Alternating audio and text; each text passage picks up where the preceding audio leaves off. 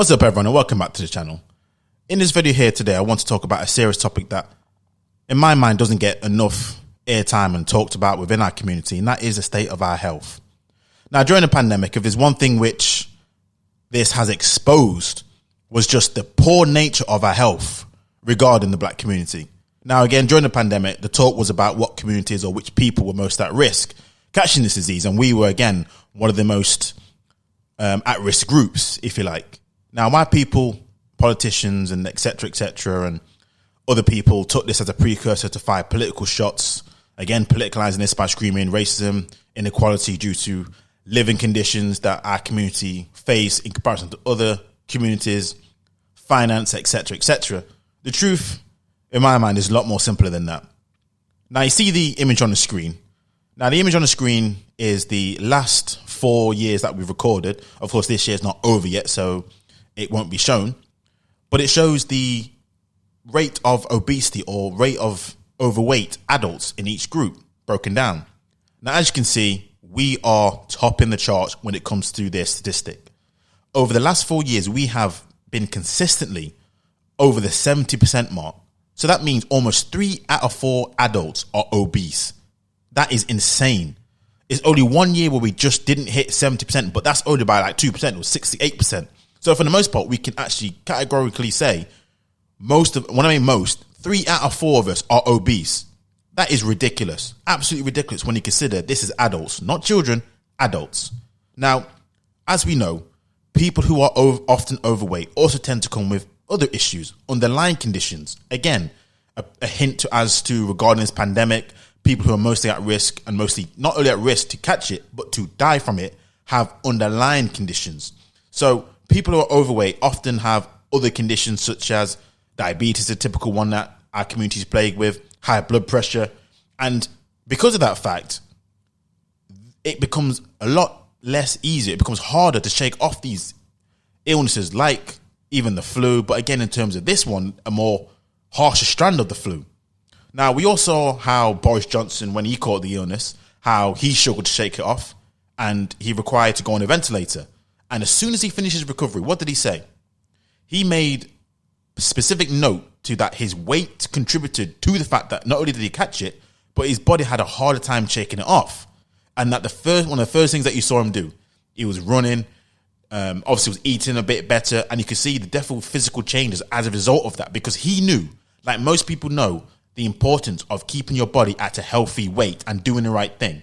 Now, in this day and age, there is no excuse. There's no excuse. I know people talk about commitments, children, etc., work, etc., but no, we have access to 24-hour gyms across most places in this land. Not only that, say, for example, you can't for whatever reason, whatever excuse you want to give me, fine, I give it to you. We have at-home workout plans.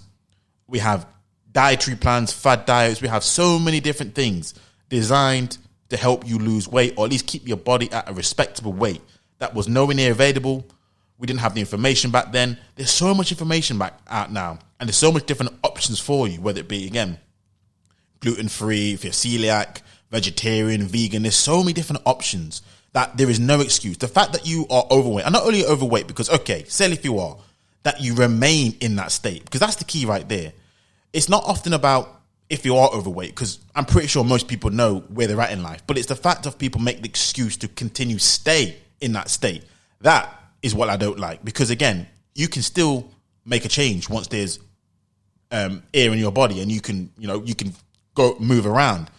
And when we talk about the most important things in life, what we don't talk about enough is how important our body is, and how we can talk about trying to get up the social economic ladder, wealth, businesses, we talk about representation, everything that we talk about. But what the most important thing that we don't start off about is, in order for us to do this and to be able to have longevity in this game, we need to be in a good level of shape. Because at the end of the day, there is no point in chasing wealth all our life for then to turn around and chase our health that we neglected for the past of our life. So we need to ensure ourselves, just for your own sake. So you may be able to see your children, your children's children. And when you grow old, you can grow old gracefully, not grow old and just be absolutely, you see those people wheelchair bound, it's just a mess. Because at the end of the day, you can get to that. I've seen people who are very, very old, but in terms of quality of life, it's just a mess, an absolute mess. And I don't know about you guys, but me personally, I do not want to be in that situation. I would like to grow old gracefully, by the grace of God, if nothing else happens to me outside of things that I can't control, that I can control. But one thing I know that we can control, we all can control what we put in our bodies, the exercise that we take, and the discipline. Because again, all this requires discipline. It's something which, again, we do not seem to talk about enough, and that is our health. So again, I'm pretty sure all of us would like to spend as much time as we can on this earth in a good enough state so we can walk properly, we can function properly, and we can think properly. Because a lot of physical activity helps us in the mental aspects of our life.